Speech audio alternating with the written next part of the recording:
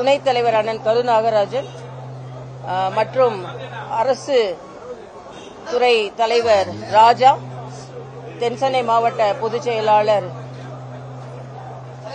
மற்றும் என் கூட வந்திருக்கும் அலங்காரமுத்து, யுவராஜ், நாகேந்திரன், இவங்க எல்லாம் சேர்ந்து மரியாதைக்குரிய அண்ணன் விஜயகாந்த் அவர்களுக்கு மரியாதை செலுத்துவதில் நான் பெருமை அடைகிறேன்.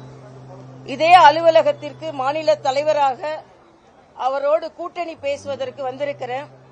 நான் இன்னைக்கு கூட ஒரு ட்வீட் போட்டிருக்கேன். எப்பவுமே என்னை பார்த்தவுடன் மனம் நிறைந்து வாய் நிறைய தங்கச்சி அப்படி என்று அழைப்பார்.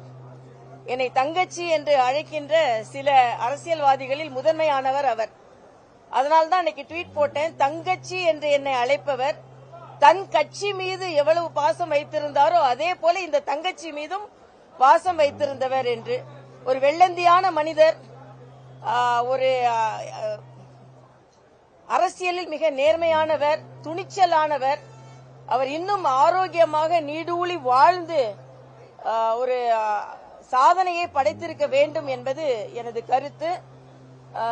அக்கா பிரேமலதா அவர்களின் அந்த கொள்கையை முன்னெடுத்து சென்று கொண்டிருக்கிறார்கள் தீவிரமாக. ஆக அவர் என்ன நினைத்தாரோ, தமிழகத்தில் ஒரு தூய்மையான அரசியல் வர வேண்டும் என்று அவர் நினைத்தார். அவரது நினைவு நனவாக்கப்பட வேண்டும் என்பது எங்களை போன்றவர்களின் கனவு. அவரது ஆன்மா சாந்தியடைய பிரார்த்திப்பது மட்டுமல்லாமல் ஒவ்வொரு முறையும் அவர் சிகிச்சைக்கு போகும்பொழுது அவர் மீண்டு வந்து விடுவார் என்று நான் பிரார்த்தித்திருக்கிறேன். ஒரு நல்ல அரசியல்வாதியை நாம் இழந்திருக்கிறோம். தனிப்பட்ட முறையில் ஒரு சகோதரர் இழந்த ஒரு சோகம் என்னிடம் இருக்கிறது. ஆனால் நான் ஏற்கனவே சொன்னதை போல ஒரு அரசியலில் தமிழகத்தில் ஒரு தூய்மையான அரசியல் வர வேண்டும் என்று நினைத்தார். மரியாதைக்குரிய பாரத பிரதமர் மோடி மீது மிகுந்த அன்பு கொண்டவராக இருந்தார். 2014 தேசிய ஜனநாயக கூட்டணிக்காக மிக கடுமையாக உழைத்தார். அதற்கு நன்றியுணர்வோடு நான் இங்கே வந்து அவருக்கு மரியாதை செலுத்துவதில் பெருமை அடைகிறேன்.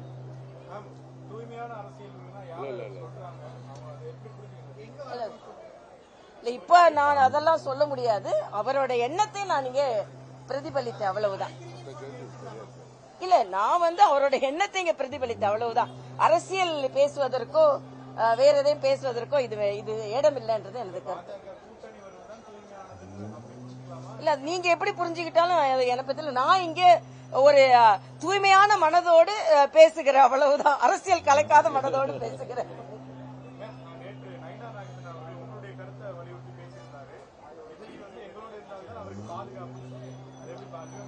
இல்ல, இது யதார்த்தமான உண்மைதானே.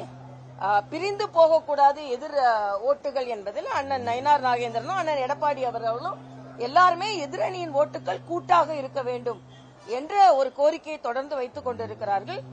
முடிவெடுக்க வேண்டியது ஜனநாயக முறைப்படி முடிவெடுக்க வேண்டியது ஜனநாயகனின் கடமைன்னு நான் நினைக்கிறேன்.